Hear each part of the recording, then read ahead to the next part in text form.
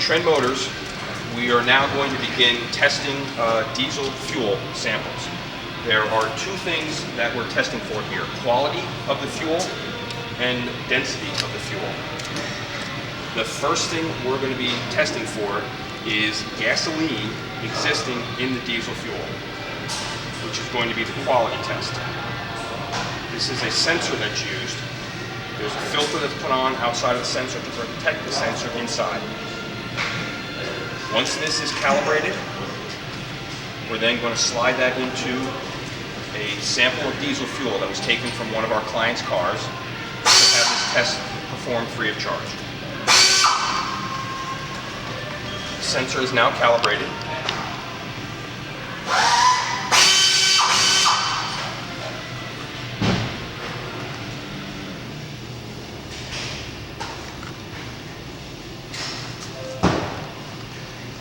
Now I'm going to allow it to begin conducting the test.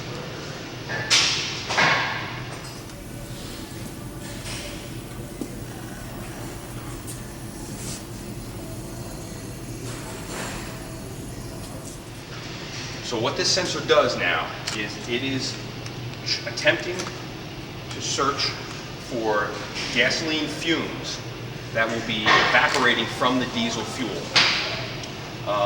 Gasoline is a lot more volatile than diesel fuel, and as long as you are above freezing, gasoline fumes will be evaporating from the diesel fuel. So that's what this is looking for right now. After this is finished, we're going to be testing the density of the fuel. The density of the fuel is going to determine what type of fluid is in there.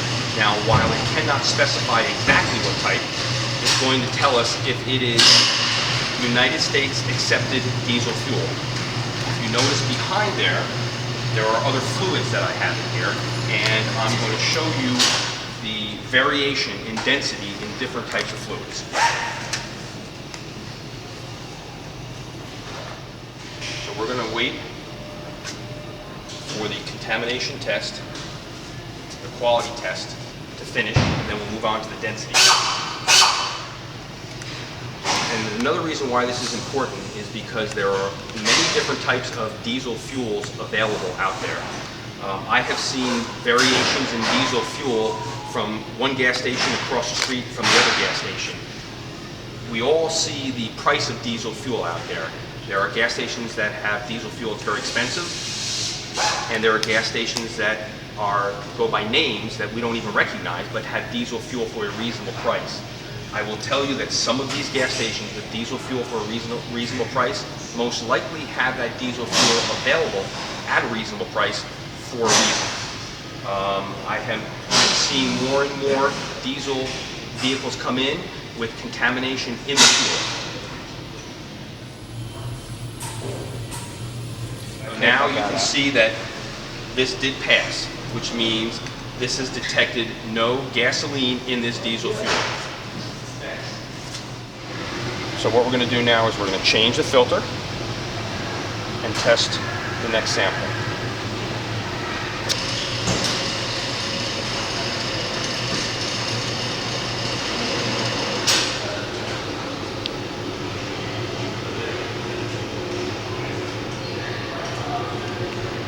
So now we're going to perform the quality test on the second sample we have here. So you can see that these two fuel samples passed. So what we're going to do now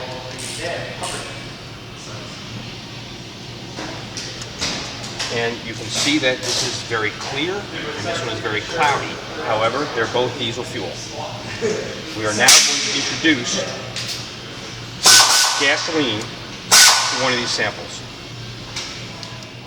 This is gasoline. It is a very, very small amount.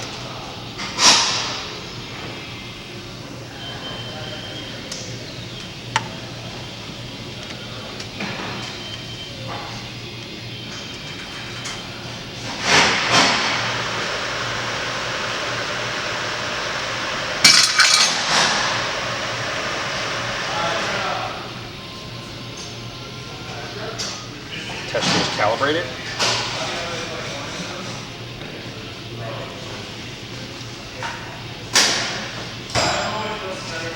And now let's see if it can detect the small amount that we put in there.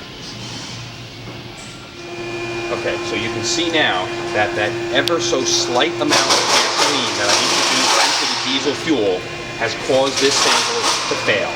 Now, there are many different factors why gasoline is bad in diesel fuel. The factor that we're going to center on right now is diesel fuel is a lubricant in your fuel system. Gasoline does not have the same lubricating factors that diesel fuel does. So the slightest amount of gasoline in diesel fuel interferes with its job to lubricate. A lot of that happens in the injection system. Now we're going to move on to density testing of different types of fuels. Okay.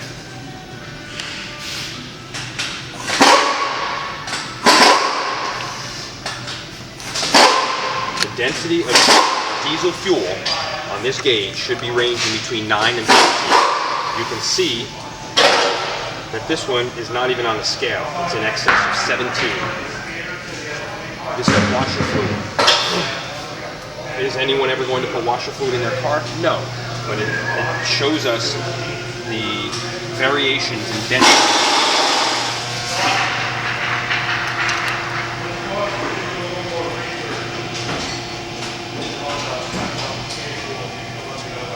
This one is below 3. There isn't even enough fluid here to measure the exact density of it. This fluid here is actually gasoline.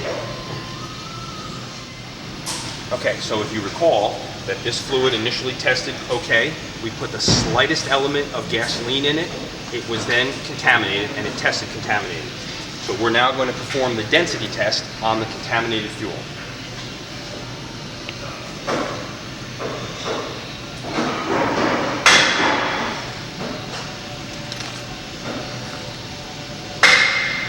Density test here ranges about 11 3/4, which is an acceptable density for diesel fuel. I point this out because this is important. If you recall, we're running 2 different tests. So this diesel fuel, while it passed one test, failed the other test, again, it would cause problems in your diesel. We're now going to test the diesel fuel that we know is good diesel fuel and test it okay, and did not have any contaminants.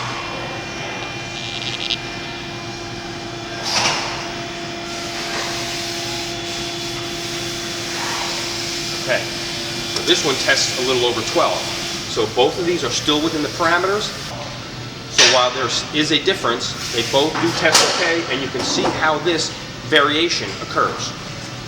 We have one more fluid we're going to test for density.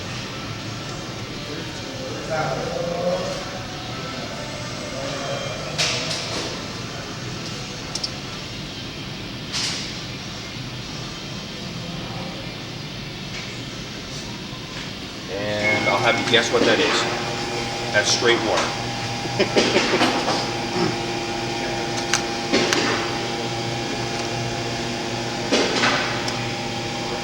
So please, feel free to contact us, Trend Motor Service.